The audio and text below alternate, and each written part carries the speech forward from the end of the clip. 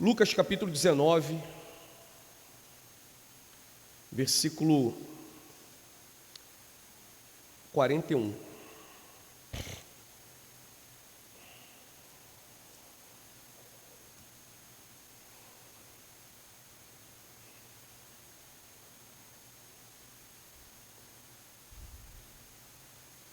Diz o verso 41.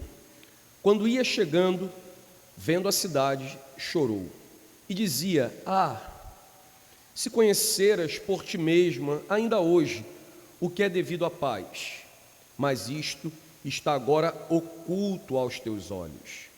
Pois sobre ti virão dias em que os teus inimigos te cercarão de trincheiras e por todos os lados te apertarão o cerco e te arrastarão aos teus filhos dentro de ti, não deixarão em ti pedra sobre pedra, porque não reconhecestes a oportunidade da tua visitação. Verso 45.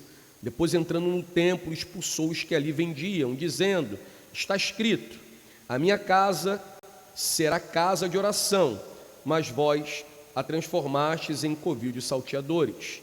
Diariamente Jesus ensinava no templo, mas os principais sacerdotes, os escribas e os maiorais do povo procuravam eliminá-lo.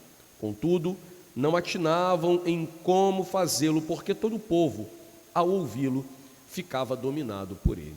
Vamos orar. Deus bendito, em nome de Jesus, louvamos o teu nome pela oportunidade de nos reunir nesse lugar e de agora ouvir a tua palavra, que é fonte de inspiração, de contentamento, de segurança, de confiança. Pedimos ao Pai que o Senhor aplique a tua palavra prontamente ao nosso coração nessa noite, que não hajam inquietações, perturbações, quaisquer que sejam as situações, os males que nos afastem, Senhor, da compreensão da tua palavra. Fala-nos de maneira clara, de maneira audível, a fim de que possamos crescer, sermos instruídos, amadurecidos, através da tua bendita palavra. É o que nós oramos, ó Deus, em nome de Jesus, o teu Filho. Amém.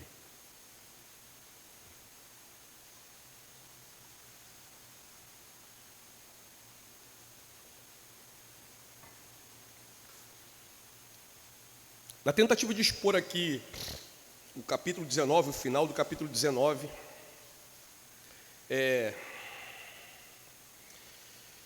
eu não vou expor aqui qualquer introdução fora do próprio tema do capítulo, fora daquilo que está posto no próprio capítulo, porque os versículos aqui eu acredito que se tornarão longos aí para a exposição.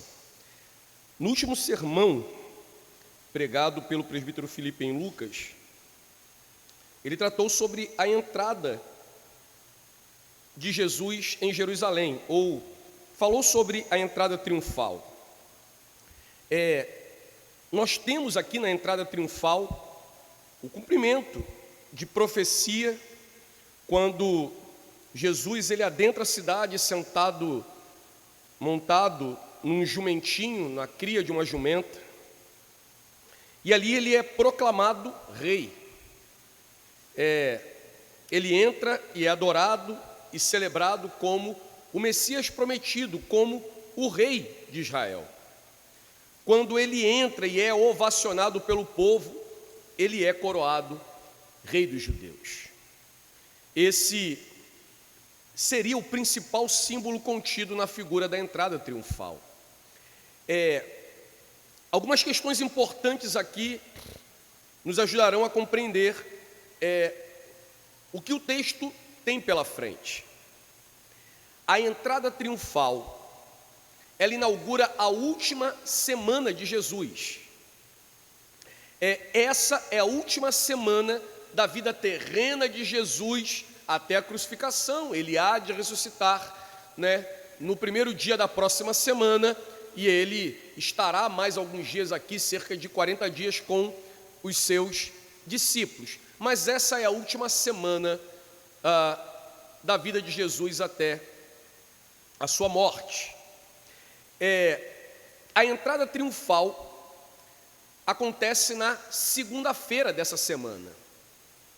Ele está vivendo aqui os seus últimos dias até a crucificação. O plano para matá-lo está em andamento. Eles já sabem que querem matar Jesus, mas procuram um modo de realizar isso. E é possível que os acontecimentos desse capítulo 19 seja exatamente o estopim final para que seja encaminhado, então, um modo, eles encontrem uma forma, né, de matar assim Jesus, de capturarem Jesus e de entregarem ele para ser morto. Isso por quê? Porque Jesus ele vai desbaratar um esquema criminoso que vem acontecendo, né, na direção dos dois sumos sacerdotes, Caifás e Anás, né, que tem ocorrido em Jerusalém. Nós veremos isso mais à frente. Imagine que na época da Páscoa, há em Jerusalém entre 2 a 3 milhões de pessoas cruzando a cidade. A época da Páscoa, alguns, né, lançam um número ainda maior, mas eu fico entre 2,5 milhões e 3 milhões de pessoas se reunindo aí na semana da Páscoa. Essas pessoas estão buscando acomodação para a festa da Páscoa. Dessa forma, é provável e muito provável que as pessoas que já estivessem chegado a Jerusalém e se acomodado ao redor na época da Páscoa, tivessem participado dessa entrada triunfal de Jesus. Conta-se, né, em especial via Flávio Josefo, um historiador, né, desse período, um judeu historiador desse período, que na época da Páscoa, a cidade de Jerusalém, ela se estendia por cerca de 14 ou 15 quilômetros, ela alargava. Por quê? Por causa das tendas que eram, né, estendidas via caminho, né, por onde apontava e tivesse lugar para que alguém acampasse, montasse ali a sua tenda. As pessoas ficavam a cerca de 15 quilômetros de Jerusalém para participarem da Páscoa. Quem antes chegava, mais próximo ficava. Quem mais tarde chegava, mais distante ficava. Betânia distava a cerca de 14, 15 quilômetros de Jerusalém, e as cabanas aí se estendiam, por exemplo, até Betânia. Bem, Jerusalém se tornava uma cidade quase que intransitável nesse período. As pequenas pousadas eram completamente tomadas. Aqueles que tinham familiares na cidade se hospedavam nas casas desses familiares. Os mais ricos e abastados normalmente mantinham suas casas aí para que nesse período pudessem estar em Jerusalém. O fato é que a cidade era povoada por uma quantidade de pessoas que tornava a vida nesse período um tanto mais complicada. Tudo em torno do templo, tudo em torno do culto, tudo em torno dessa festa tão importante para os judeus, que era a Páscoa. Essas informações são importantes para que possamos entender a dimensão dos acontecimentos a seguir. Voltando à entrada triunfal, que não foi um evento para uma plateia de 12 pessoas, dos seus discípulos, mas uma numerosa multidão, uma grandiosa multidão, seguiu Jesus e bradou, dizendo que bendito é o que vem em nome do Senhor. Assim, tanto o choro de Jesus, quanto a repreensão que ele trará no templo, a gente precisa ter em mente a multidão de pessoas que estão em Jerusalém e de como essa mensagem é poderosa, em especial, se falando da última semana do nosso Salvador. Bem, essa é a breve introdução para que a gente entenda o contexto do choro de Jesus e de quando Jesus vai expulsar os cambistas do templo. Verso 41 diz: quando ia chegando, vendo a cidade, chorou. É interessante notar, irmãos, que a Bíblia, ela não registra qualquer riso ou gargalhada de Jesus, mas deixa registrado direto e indiretamente ocasiões que Jesus tenha chorado. A primeira delas está registrada no Evangelho de João, no capítulo 11, que é o menor versículo da Bíblia, que diz, versículo 35, né? Jesus chorou, e chorou sobre a morte de Lázaro. Na verdade, entendemos que Jesus tenha chorado pela dor das irmãs de Lázaro. Em segundo lugar, o texto aqui do capítulo 19, que registra Jesus chorando por Jerusalém. O escritor aos Hebreus, e aí indiretamente, no capítulo 5, versículo 7, ele diz: ele, Jesus, nos dias de sua carne, tendo oferecido com forte clamor e lágrimas. Jesus chorou por Jerusalém, Jesus chorou sentindo a dor daqueles que ele amava, Jesus chorou pelos seus, pelo seu povo ou pela sua igreja. De acordo com a expressão do texto original, que é aklausen, quando se refere a choro, não é somente um derramar de lágrimas, mas é ser tomado por um forte lamento. Jesus lamenta o que vê, ele lamenta pelo seu povo. O texto nos diz que, quando ia chegando, vendo a cidade, chorou. É provável que essa seja uma referência, quando se diz que ele ia chegando, quanto à aproximação de Jesus ao templo. Porque, se Lucas escreveu em ordem cronológica, ele acabou de narrar que Jesus entrou em Jerusalém e andou por Jerusalém.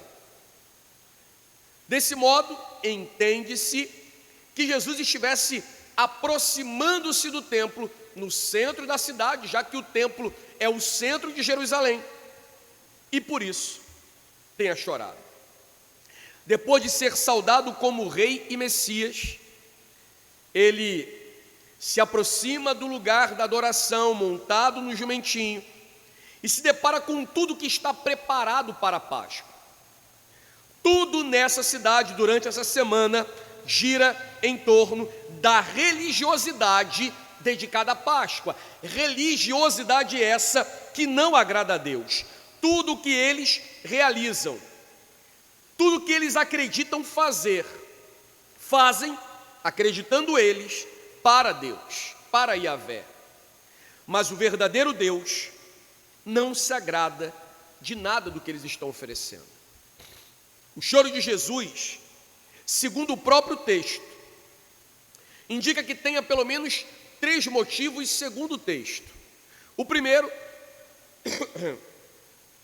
Jesus chora por conta da rejeição da paz. Aquele povo, Jerusalém, e talvez aqui seja um trocadilho, porque Jerusalém, traduzindo, é cidade de paz. E ela já não é a cidade de paz. Jesus aqui chora pela rejeição da paz. Em segundo lugar, ele chora por causa do juízo vindouro. Jesus vê o cálice sendo derramado sobre aquela cidade. Aquela cidade beberá o cálice da ira de Deus. E o povo vive alheio a isso. Em terceiro lugar, Jesus chora tomado de profunda compaixão por aquela gente. Bem, ele chora porque aquele povo rejeita a paz, ele chora porque vê o juízo de Deus sendo derramado, e por isso, tomado de grande compaixão, ele derrama as suas lágrimas.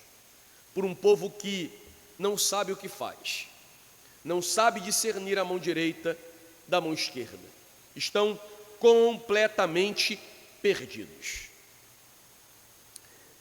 Aqui eu abro um pequeno parênteses para fazer um comentário. Essa semana um pastor que eu admiro muito, eu acho que todo bom batista admira, o Marco Granconato, né? O Marco Granconato, ele publica um vídeo, né?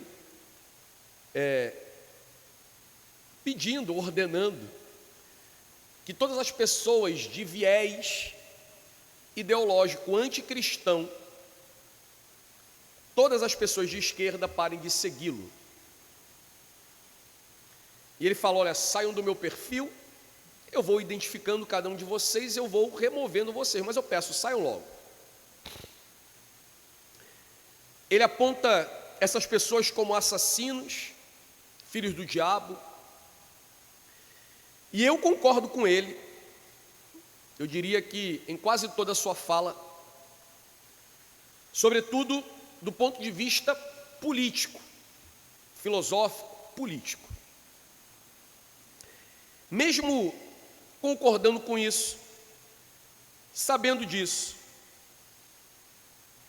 o fato é que pode existir, e existe certamente, naquele meio, no meio daqueles que são movidos por ideologia, pessoas pelas quais Jesus morreu. No campo da política, eu aprovo certo ponto, um tanto de radicalismo. No campo da teologia, não. Politicamente falando, talvez ele esteja correto e busca um completo afastamento, uma completa separação daqueles movidos por ideologia anticristã. Mas no campo da teologia, eu não vou dizer que talvez, mas isso não está correto. Nós não fomos chamados apenas para pregar aos filhos de Satanás que vestem verde e amarelo, mas nós fomos também chamados a pregar aos filhos de Satanás que vestem vermelho. Porque do contrário, parece que o fato de alguém ser um conservador, ele é menos pecador do que um comunista ou socialista. Jesus veio para salvar o que estava perdido, não importa em quem ele vota. Não importa se ele faz o L ou não. Não importa se ele é um fanático eleitor do Lula ou se é do Bolsonaro, ou se ele está em cima do muro, não interessa para mim e para você. O que importa a nós é ir e pregar a palavra, quer tenhamos oportunidade, quer não. Foi isso que nós aprendemos no retiro, né? Pois bem, Jesus olha para pessoas de todos os tipos em Jerusalém. Ali há saduceus, fariseus, escribas, zelotes. Na Páscoa, naquela ocasião, há de tudo. Parafraseando com os nossos dias, ali tem pessoas de todos os espectros políticos possíveis, de todas as matizes religiosas possíveis. Alguns mais cabalistas, outros não. Os que acreditam em ressurreição, os que não. Os que esperam o Messias e os que não. Os que acreditam em certa linha rabínica e os que não. Quando você olha a atitude de Anás e Caifás, muito se parece, né, com linhas políticas da nossa época, e o que eles fazem é puramente política. Bem, eu digo isso porque o lamento de Jesus, o choro de Jesus, a compaixão de Jesus, não é meramente pelas pedras, pelos muros da cidade ou mesmo pelo templo que será demolido, mas pelos que tiveram oportunidade de ouvir, de ver o Messias e o rejeitaram. Pelos que vendo, não viram, ouvindo, não ouviram. O coração estava endurecido e a mente cauterizada.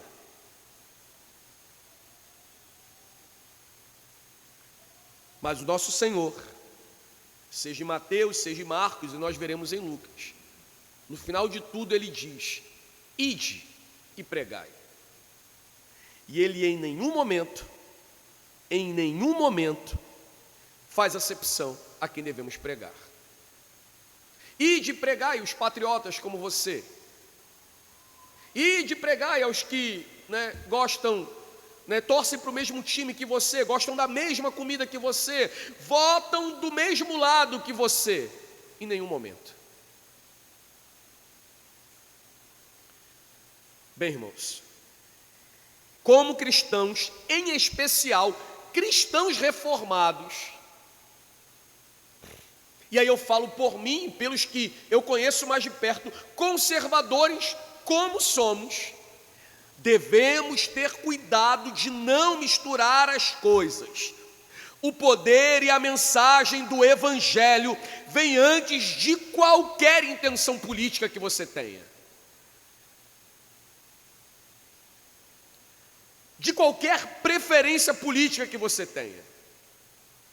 Nós não somos ordenados a convencer qualquer pessoa que ela está errada porque ela vota do modo tal. Mas nós somos levados a anunciar a verdade de Cristo a qualquer que seja o pecador, dizendo que Deus requer dele que ele se arrependa do pecado e se volte a adorar o verdadeiro Deus, e que só há um. Bem, o verso 42 diz: e dizia: se conheceras por ti mesmo ainda hoje o que é devido à paz, mas isto agora está oculto aos teus olhos, vocês já não sabem o que é a paz. Jerusalém está efervescente para a Páscoa. Qualquer pessoa poderia olhar para tudo aquilo e ver de maneira positiva o que está acontecendo. Digo o quê? Aplaudindo a religiosidade do povo. Sacerdotes e levitas desfilando com os seus filactérios, com as suas roupas belíssimas. Pessoas indo e voltando com incensos, comprando comprando animais. Música e festa acontecendo durante esses dias. Jesus olha para tudo aquilo e vê violência no coração dos homens. Jerusalém já não é a cidade santa, já não é a cidade da paz. E bem,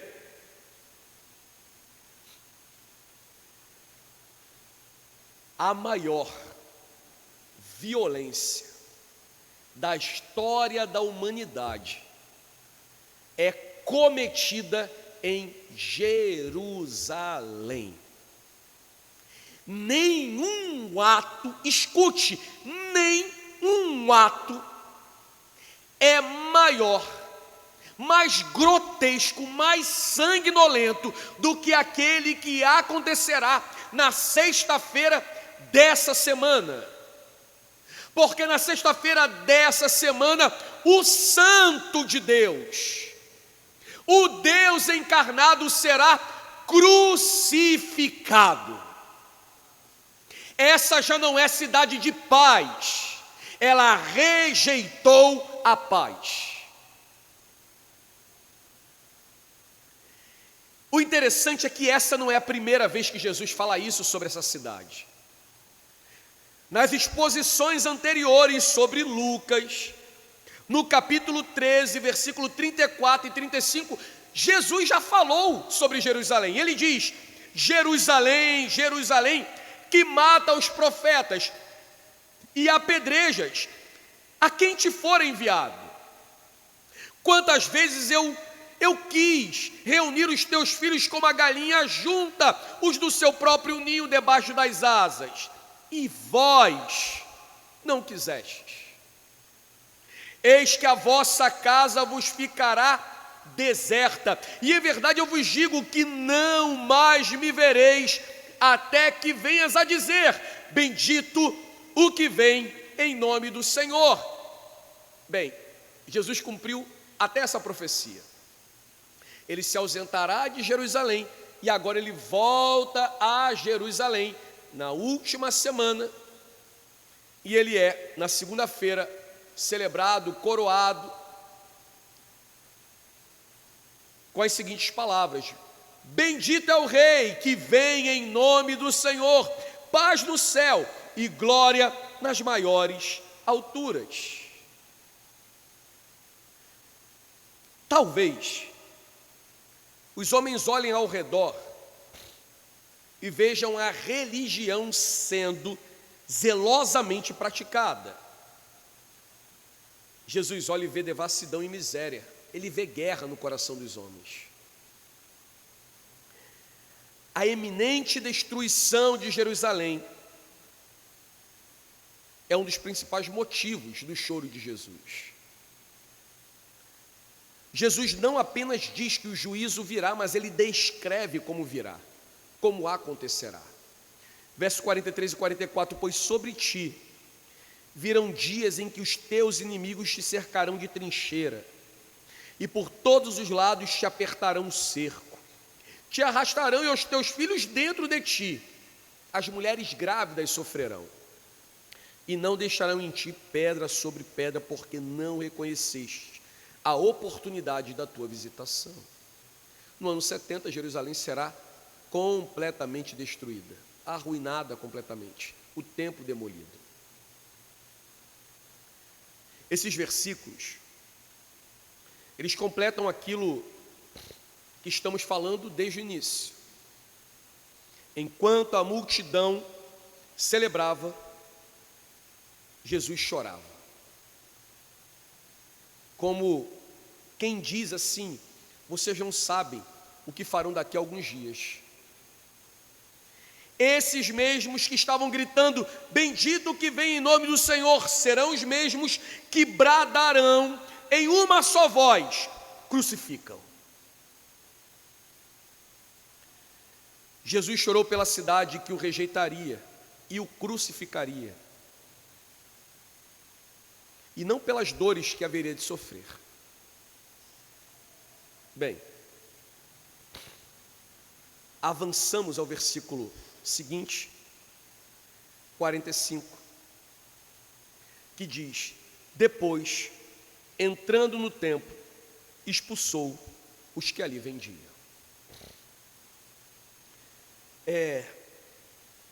O que eu disse anteriormente, quando eu dei aqui um pequeno contexto do que acontecia em Jerusalém, essa é a última semana, a entrada triunfal acontece, e o choro de Jesus por Jerusalém acontece na segunda-feira. Já o versículo 45, quando Jesus expulsa os cambistas, acontece na terça-feira. Bem, o entendimento disso aqui é que na segunda-feira Jesus entra em Jerusalém, é saudado, coroado, chora por Jerusalém, e você imagina uma cidade com 2, 3 milhões de pessoas, como se transitava no meio dela. E assim, irmãos, há uma ideia ultra equivocada de que esse era um ambiente bonito e agradável, porque não era. E eu vou chegar aqui no aspecto disso dentro do templo. Era impossível andar em Jerusalém, transitar em Jerusalém com alguma liberdade, tranquilidade. Não era um ambiente agradável esse período de Páscoa. Bem,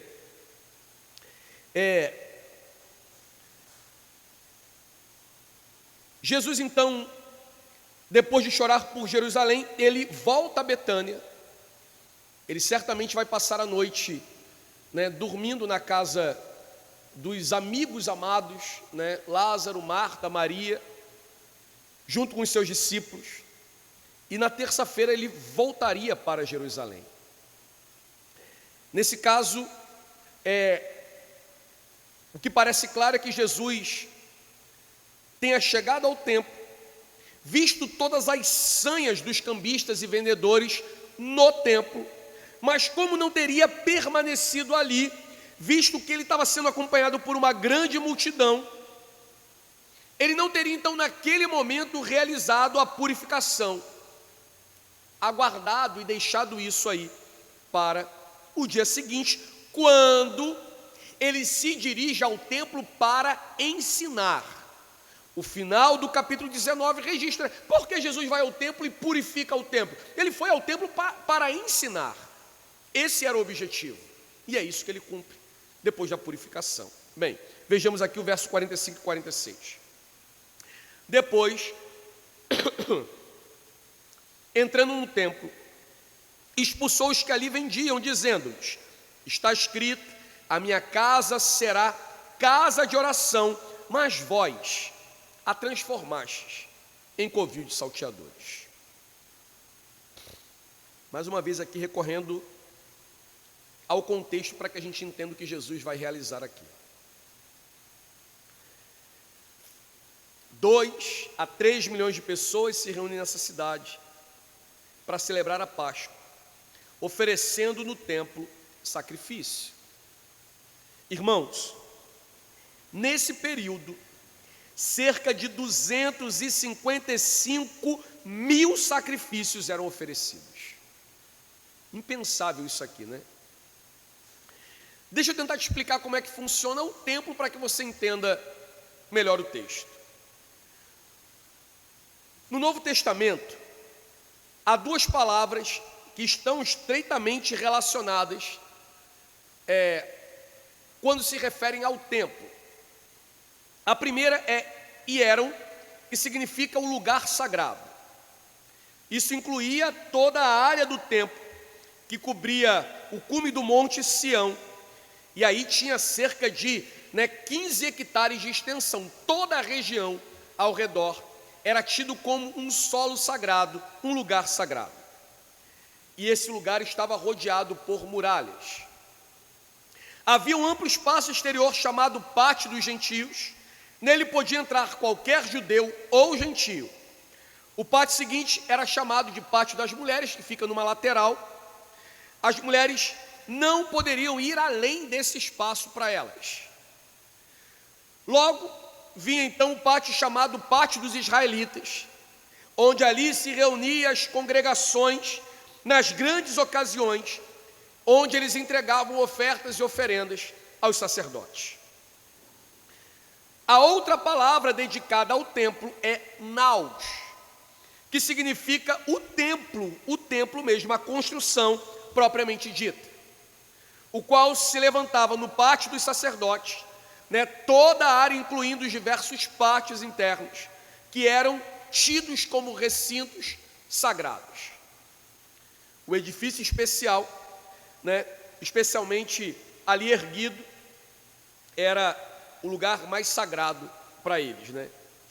Jesus, ele está expulsando os cambistas do átrio de frente ao templo, o lugar onde dava acesso e onde se dividiam as pessoas, tanto para o lado dos gentios quanto para o lado dos israelitas. E o que está acontecendo ali para que Jesus então coloque essas pessoas para fora daquele lugar? Irmãos, a serpente já atua desde o Éden, Ali, no pátio do templo, havia uma máfia engendrada nas dependências ali do local, e em toda a extensão interna do templo havia cambistas que vendiam os sacrifícios. Os animais que seriam sacrificados, eles tinham um certo selo, um endosso dos 2 sumos sacerdotes para que fossem negociados dentro do templo. Ali aconteceu o famoso bazar de Anás. Anás é um dos sumos sacerdotes. Todos os 2, Anás e Caifás, se tornaram podres de rico em meio a esse esquema criminoso. Tudo isso registrado via Flávio Josefo. Esses eram os mesmos homens que encabeçariam e pagariam pela vida de Jesus. Esses homens, eles eram responsáveis por venderem franquias para as pessoas negociarem e venderem animais dentro do templo. Eles davam as autorizações para que os negócios fossem realizados. E há quem pense que o templo fosse um lugar bonito e agradável, mas não era. Na verdade, irmãos, O templo na Páscoa era um horror. Havia animais para todos os lados, sangue para todos os lados, fezes de animais para todos os lados. Era um lugar certamente horrível de se transitar. Esses homens, cambistas, por exemplo, eles vendiam roupas, eles trocavam dinheiro, vendiam óleo, animais, incenso e tudo quanto fosse necessário para o sacrifício.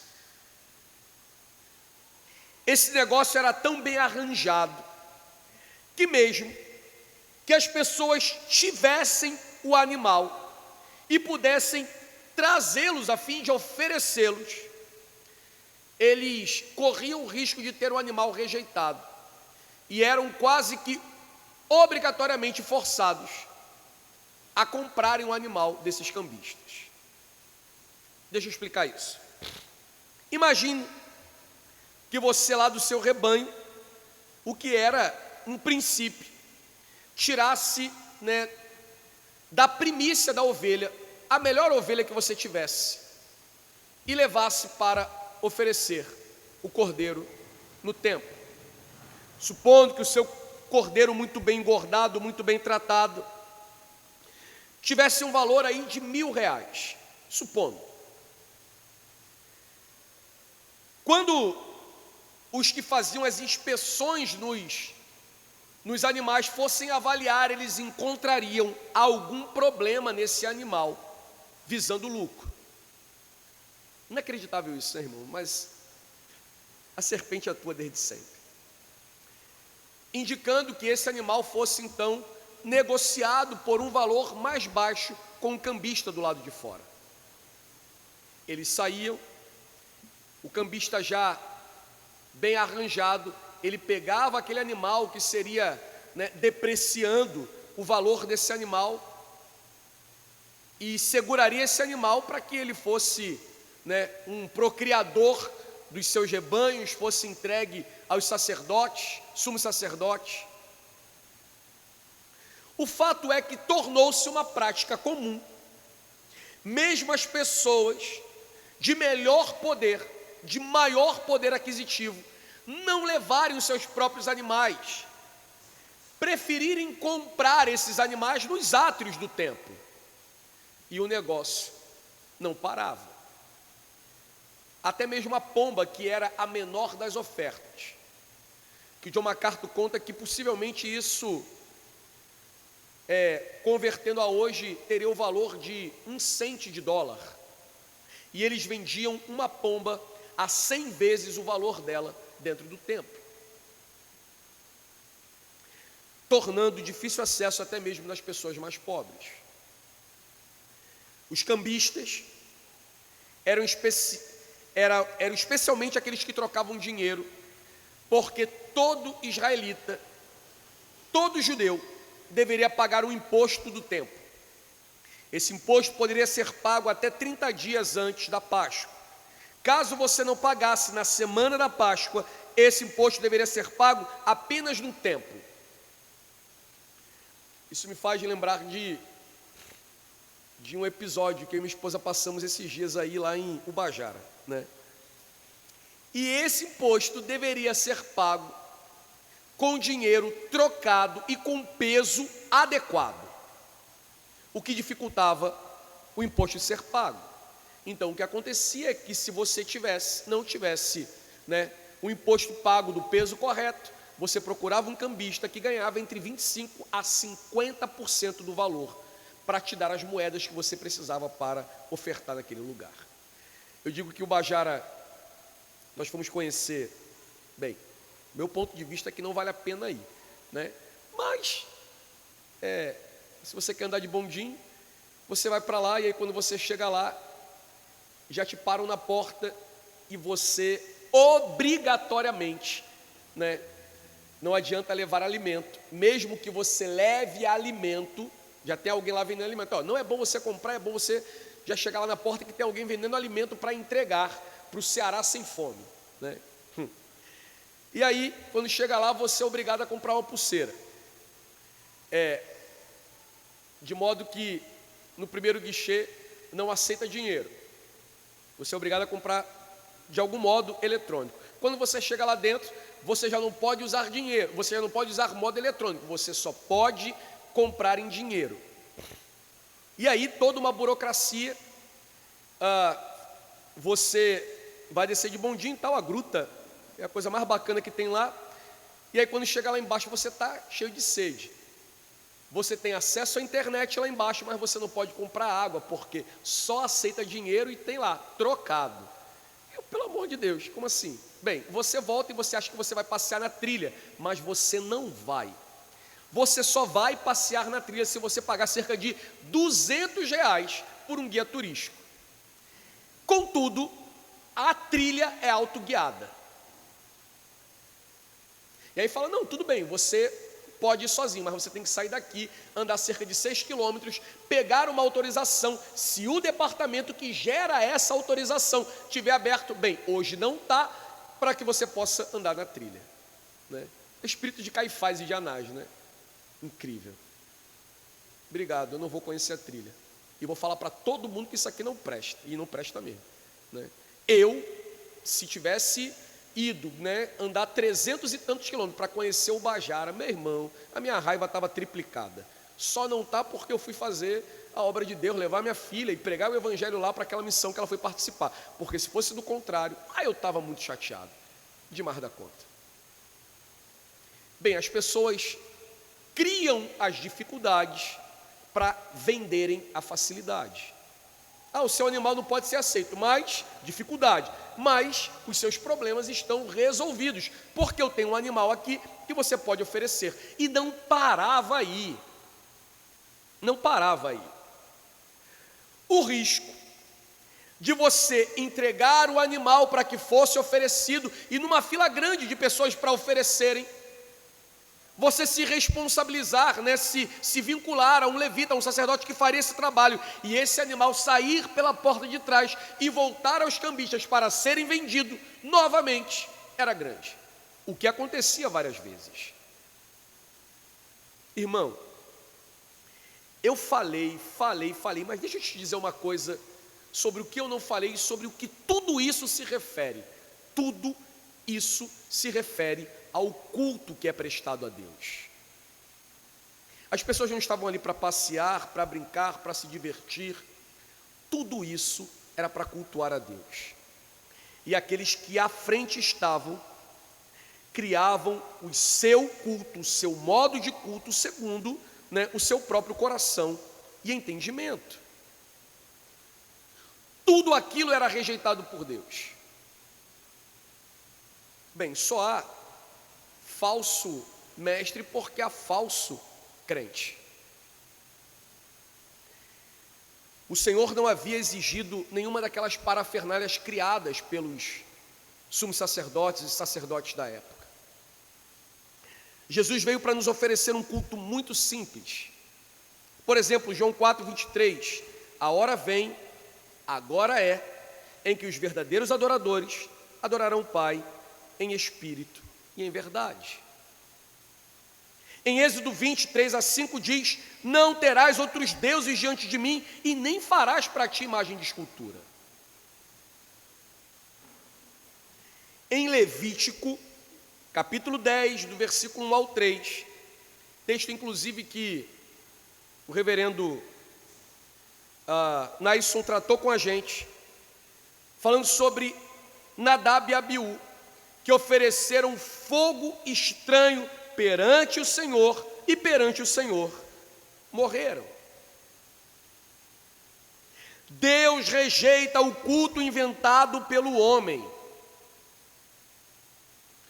Por exemplo, a nossa confissão de fé de 1689 nos ensina que só podemos adorar a Deus da maneira, ou de maneira, né, que Ele se revelou através da sua palavra. A palavra é o princípio regulador do culto. Em Deuteronômio 12:32, o Senhor diz, tudo que eu vos ordeno, isso cuidareis de fazer, nada acrescentareis, nem nada diminuireis.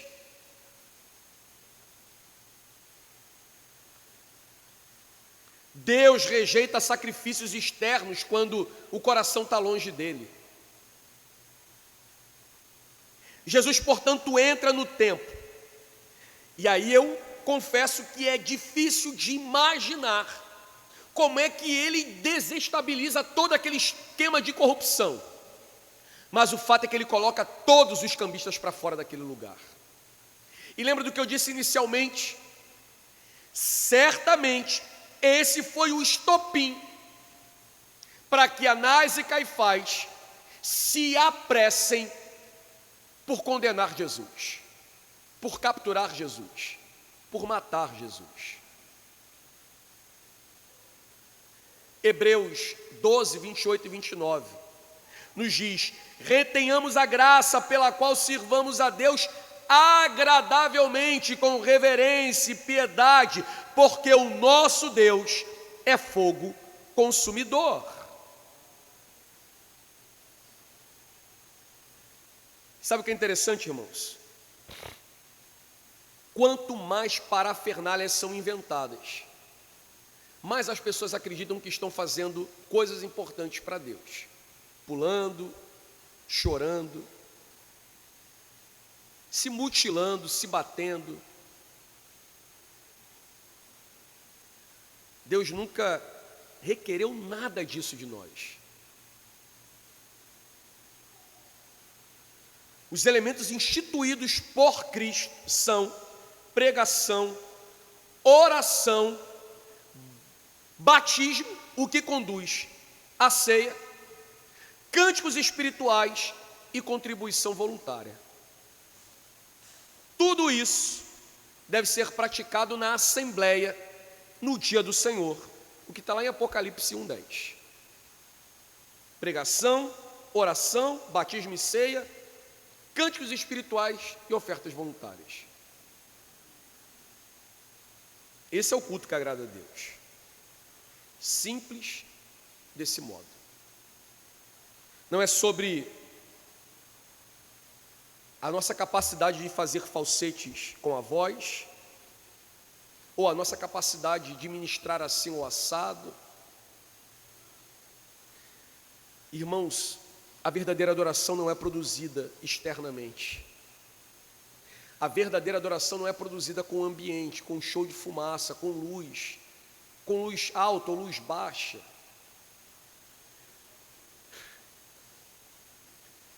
Eu concluo dizendo o seguinte: que Deus, Ele rejeita todo e qualquer culto que não é realizado segundo a sua vontade. Não é como você quer, ou como você entende, ou como você percebe, ou como eu entendo, ou quero, ou percebo. O culto não se limita ao nosso próprio modo de realização ou de devoção, mas aquilo que está escrito e prescrito na Sagrada Escritura. Deus rejeita aqueles que pervertem a adoração e odeia ainda mais aqueles que pervertem a adoração em seu nome. Paz, quando não há paz. Deus está nesse lugar quando Ele está completamente ausente. Deus mandou quando Ele nada disse. Deus rejeita aqueles que fazem de sua casa lugar de lazer, de diversão, de passatempo para o domingo. Deus rejeita aqueles que fazem do culto prestação de contas religiosas da semana, do mês ou do que quer que seja. Deus rejeita os que se acham espertos. E como, por exemplo, Ananias e Safira fazem chacota de sua cara, entregando o resto de suas vidas, entregando o resto de seus bens, como se fosse a melhor parte. Meus irmãos, não é sobre mim, não é sobre você, não é sobre como nós nos sentimos, não é sobre nossas experiências e sensações. O culto não é nada disso. Deus não virá mais depressa se a trombeta for tocada, se o chofar for for soprado, se o óleo for derramado, se a réplica da arca for posta aqui dentro, o Espírito não descerá ao meu bel prazer, à minha ordem, até porque ele já desceu e ele está sobre os santos de Deus.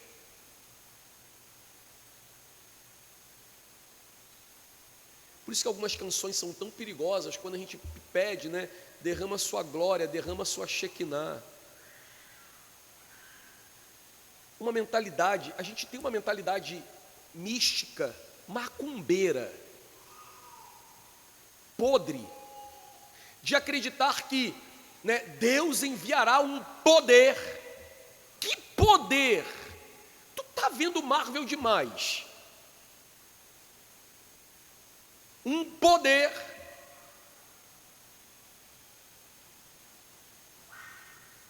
Conforme Lewis, que nem teólogo é. Bem, para os analfabetos teológicos ele não é, né? Em Peso de Glória ele apresenta de maneira tão sucinta e lógica o que é a glória prometida do Senhor.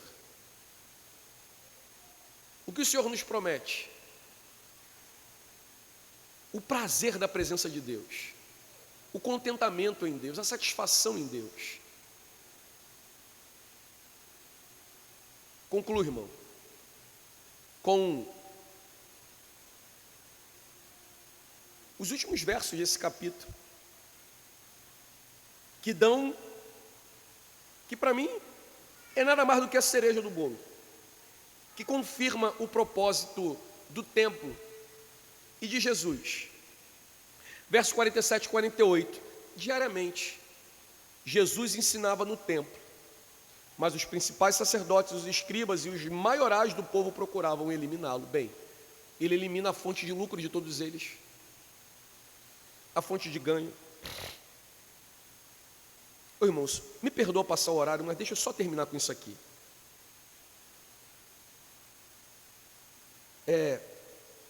Eu falava isso hoje.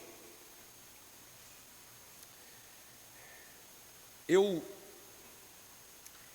tenho certeza do meu chamado e da minha vocação. O ministério pastoral é algo maravilhoso. E eu não sou pastor porque eu sou malandro e esperto e não gosto de trabalhar. Eu sou pastor porque gosto de trabalhar e sou bom em qualquer coisa que eu me ponha a fazer. Plena certeza disso. Se eu não sei, eu vou aprender e vou entregar o meu melhor no que eu faço. Sempre fui assim, né? Isso vem de casa. Eu tive boa educação. Sempre. Pode me colocar para fazer qualquer coisa, eu vou tentar dar o meu melhor.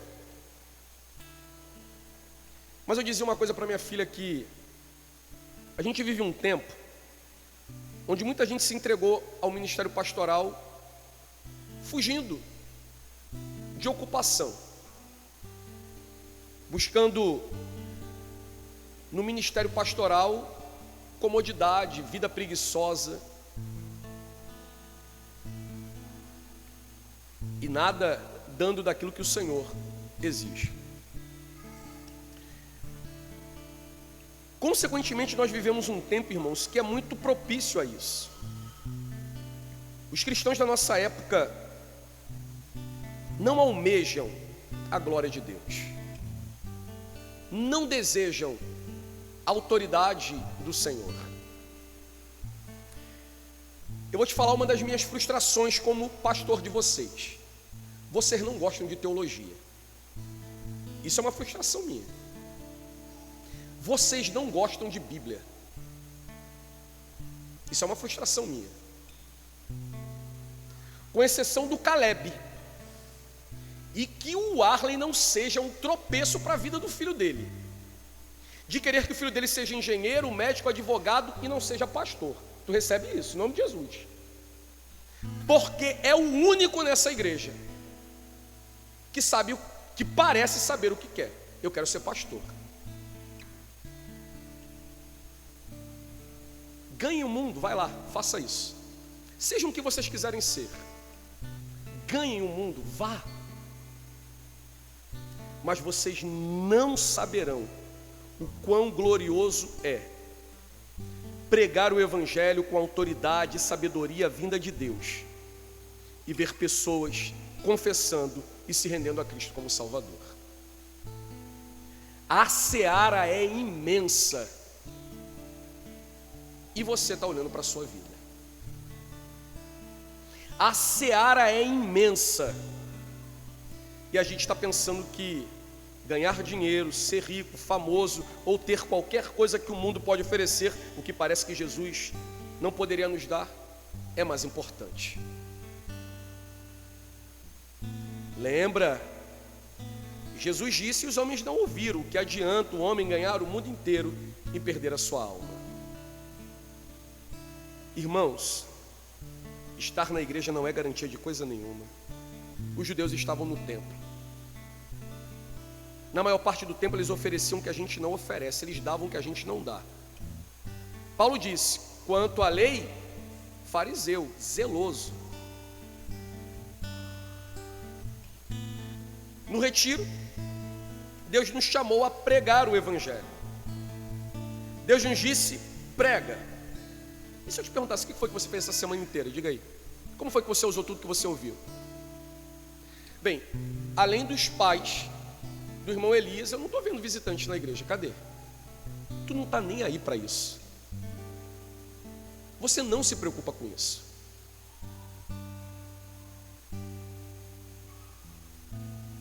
É pregar, quer ter oportunidade, quer não. Se você acredita que você cultua ao Deus verdadeiro em um culto prescrito por Ele, você deveria estar preocupado com aqueles que não cultuam ao Deus verdadeiro em um culto prescrito por Ele. E deveria ir e pregar, independente de quem seja. Bem, talvez o nosso Senhor esteja chorando por nós. De tudo que Ele nos fala, de tudo que Ele nos ensina e sobre aquilo que a gente não faz. Vamos orar. Deus, Tu és Senhor e nós nada somos. E vimos que o Senhor não trata com poucas palavras ou sem exigência aqueles que brincam de serem seus adoradores. Nós não queremos ser falsos cristãos, falsos adoradores. E por isso suplicamos que o Senhor tenha compaixão de nós. Se o nosso coração está baldeado, balançado, desestruturado, endireita esse troço que nós chamamos de coração, Pai, nos dando um coração verdadeiro que bata por Ti. Se as nossas preocupações são contrárias àquelas que glorificam o Seu nome, muda a nossa mente, muda a nossa maneira de ver o mundo, endireita-nos. Nos abençoa através da Tua palavra, já que claramente nos falastes a esse lugar, nesse lugar. É o que nós oramos, ó Deus, em nome de Jesus. Louvemos a